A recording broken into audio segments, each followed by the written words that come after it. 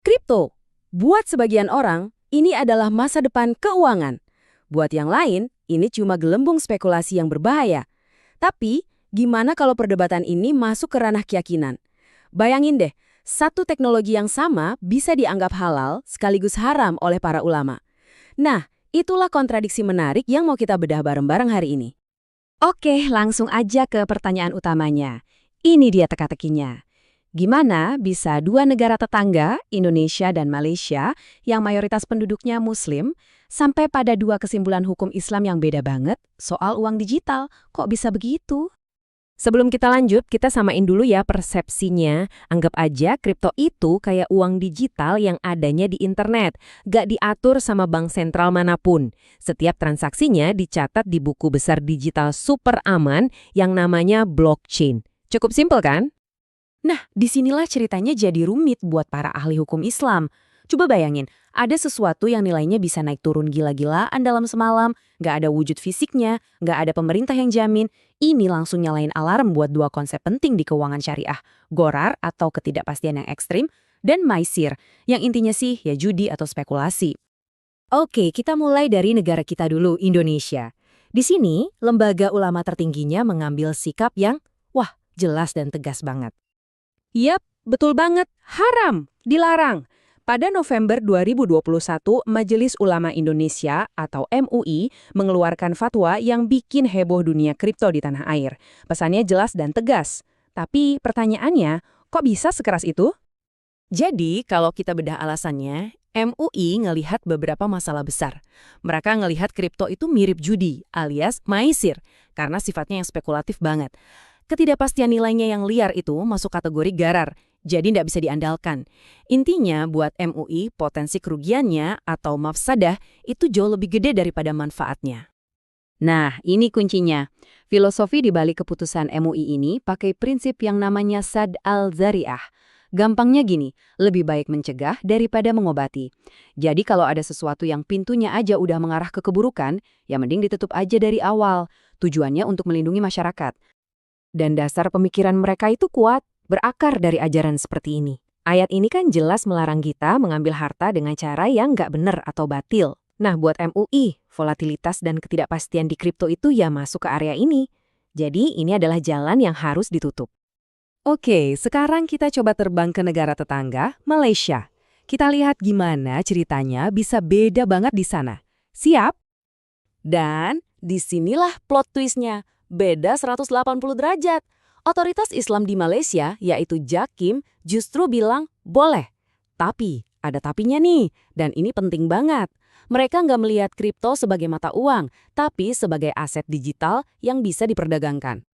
Nah, ini dia kuncinya. JAKIM itu mengklasifikasikan kripto bukan sebagai uang, tapi sebagai mal. Mal itu dalam hukum Islam artinya ya aset yang punya nilai.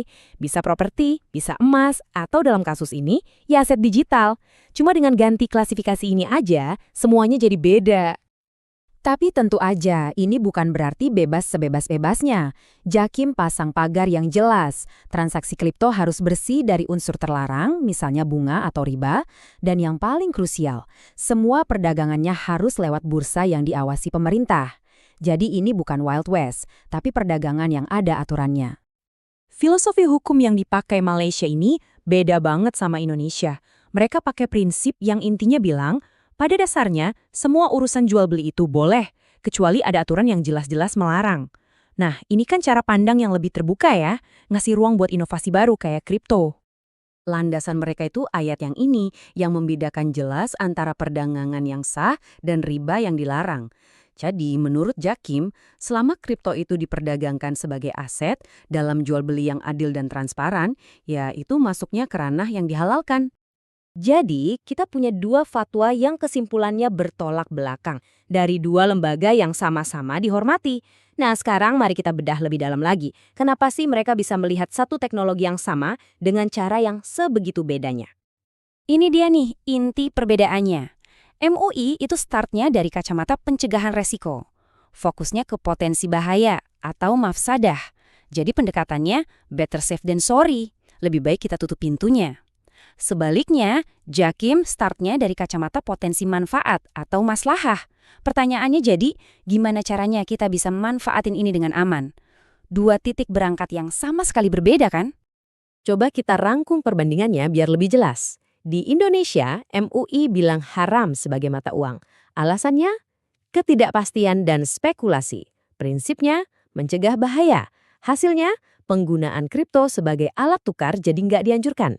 Nah, di Malaysia, J. Hakim bilang boleh sebagai aset. Syaratnya, bebas dari unsur terlarang dan terregulasi. Prinsipnya, semua boleh kecuali dilarang. Hasilnya, perdagangan kripto sebagai aset diizinkan. Beda banget kan jalurnya? Terus, apa dong pelajaran besarnya dari semua ini? Apa makna di balik dua fatwa yang berbeda ini? Ini nih poin pentingnya. Isu ini sebenarnya bukan cuma soal Bitcoin atau Ethereum. Ini menunjukkan ke kita kalau hukum Islam itu bukan sesuatu yang kaku dan ketinggalan zaman. Justru sebaliknya, ini adalah sebuah tradisi intelektual yang hidup, yang terus-menerus berdialog dengan dunia modern, mencoba menerapkan prinsip-prinsip yang abadi ke tantangan-tantangan yang benar-benar baru. Dan ini membawa kita ke pertanyaan terakhir yang lebih besar. Kripto ini kan baru permulaan. Nanti akan ada AI, bioteknologi, dan macam-macam inovasi lain yang akan datang lebih cepat lagi. Jadi, pertanyaan sesungguhnya bukan lagi apakah tradisi keimanan akan beradaptasi, tapi bagaimana caranya. Dengan pendekatan super hati-hati yang protektif atau dengan optimisme yang diatur dengan baik. Nah, itu dia pertanyaan yang akan terus kita hadapi di masa depan.